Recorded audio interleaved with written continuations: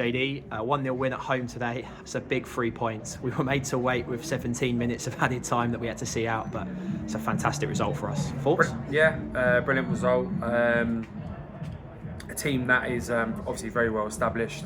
I think what Watts has done over the last kind of 18 months has been impressive. And I do understand, obviously, Torquay are a big football club and you'd expect him to do well, but you know what he inherited last year with one player, he's on so close to winning the league last year, and then this year they've recruited and signed some solid players, and they were my favourites at the start of the year. They'll still be one of my favourites to be up there and competing, you know, with the top boys and, you know, challenging for the league. So it's a good result for us. I think I want to kind of say it's a good result for the fans and the club in general, because there's a good crowd here again today, and I say some of the performances we put in have been good. I don't think we've got the point return that we deserve sometimes, but today we have. And I just thought our structure, the way we kind of dealt with without the ball, was solid, and I think we kind of nullified them too. Not too many chances that I can recall. Lots of like crosses and, you know, set plays that Ben dealt with. I know they had a bit of moment towards the end, but I think it becomes a bit of chaos just with the time added on, and to score from a set piece routine is very pleasing, because we'll keep going on to the boys about how important it is to score from set plays. So yeah, all round it's a good result. It felt like a game of two halves because of the circumstances. We've sort of controlled the first half. Naif's obviously got the goal from the routine, but we've had plenty of other chances. Connor Roberts has had two on his wrong side. He's forced great saves from Heyman. And then second half, obviously, we've retreated in a bit and they've had the ball, but didn't really create a huge amount. And anything they did was well cleared by Ben, by the back three. You know, how important is that for those back three, just to keep getting that ball out of the box and getting us up the pitch? Yeah, we work a lot, Ryan, on like Tuesday and Thursday. We've trained both nights. Trained here on Tuesday, and we went over kind of like keeping a defensive structure and press and when to get out and the triggers to go. And yeah, I've been very pleased with it for most of the season, really. I don't think there's too many times this year where we've kind of fell short in that department. And you know, I know they've had more ball than us today, and sometimes though you can be in control without the ball.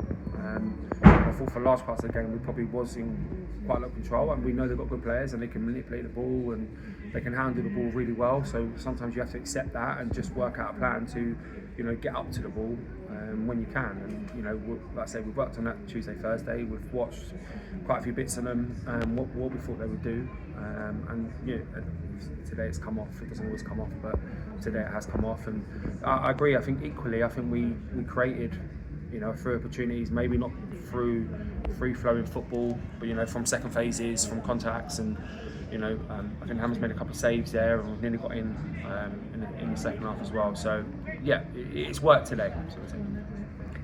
So performance up front from Nathan Minas, where he's isolated a lot of the time. He's had to work extremely hard against two fantastic centre halves that they've got, and then he's got his goal late in this first half. You must be delighted, because he's had a bit of a run and he's obviously scored in the last two home games, but you must be delighted for him. Yeah, brilliant. I think the last few games, I think he's played really well. I thought Mason, he was very good. I think Enfield here, he was excellent. So he's had a little bit of running games. I know at the start of the year he didn't play. Obviously he was away for pre-season, and he got himself back in, and then he just had to get himself up and running a little bit. So he's had a little bit of running games today, and yeah, really pleased with his performance. I'm glad he's got you know, the match winner. But look, he is the number 9. It's what he's here to do. He's here to score, and he's got the winner today. So he'll take some plaudits, but he needs to do it again. Like I say, he is, you know, he's got competition for place as well. We've got a forward line, you know, who's really pushing him as well. So yeah, pleased with his performance.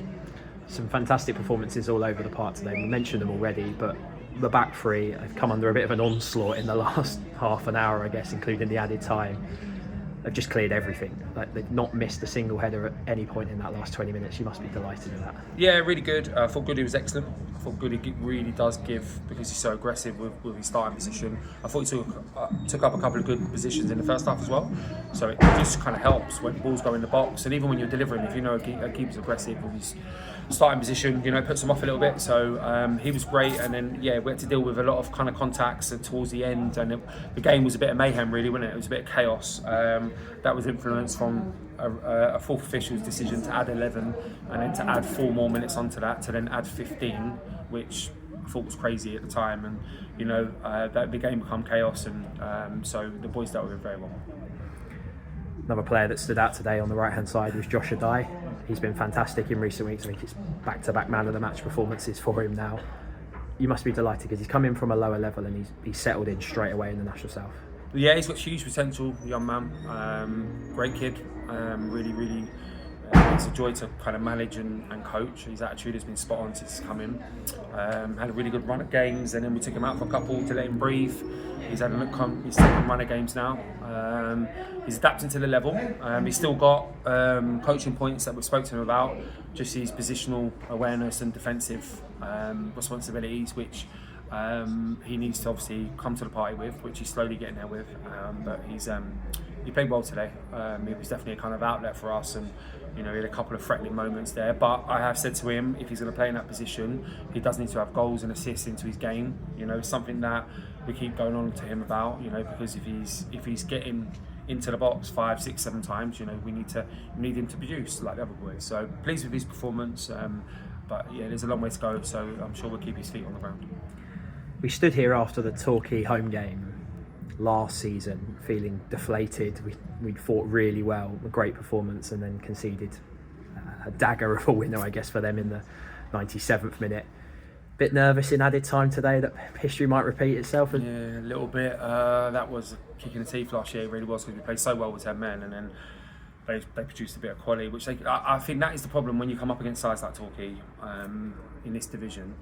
There's so much quality on the pitch. So even Torquay might go away and think they could play a little bit better in the game, but you're almost always on the edge a little bit. You need a bit of calmness, because you just think one of their players, they've got it in them to come up with a bit of magic and score. So that I think that was always on our minds, and we just hoped it wasn't going to happen like it did last year. So we're thankful it didn't. It's been a tough week last week, Maidstone and Torquay today. Doesn't get any easier on Tuesday. Worthing come to the Meadow, a side that were probably, we said last year, title favourites at one point and just missed out. They've just reappointed the manager who got them to the playoffs the year before. It's going to be another tough fixture for us. Yeah, incredibly tough. A team that have a clear identity of how to play, how they want to play. I watched them on Monday night in the FA Cup match, and I know they lost the game, but the way they stick to their plan and the way they're really true to their beliefs is I think very impressive. They've got some very good individuals, and the manager going back at this time is an excellent manager. Obviously, look at what he's done, and he's managing the National League and what he's done for Worthing, bringing them all up. And so yeah, it's probably come at a bit of a wrong time for him to go back to Worthing and manage. But look, we need to. The league's relentless. You think we put in a good performance today, but if we don't put in a good performance on Tuesday, then like I say, they've got too much quality. They're just going to undo us.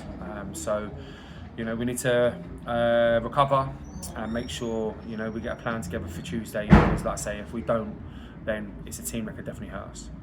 Thanks, JD. We'll let you go and enjoy the celebrations with the boys. Thank you.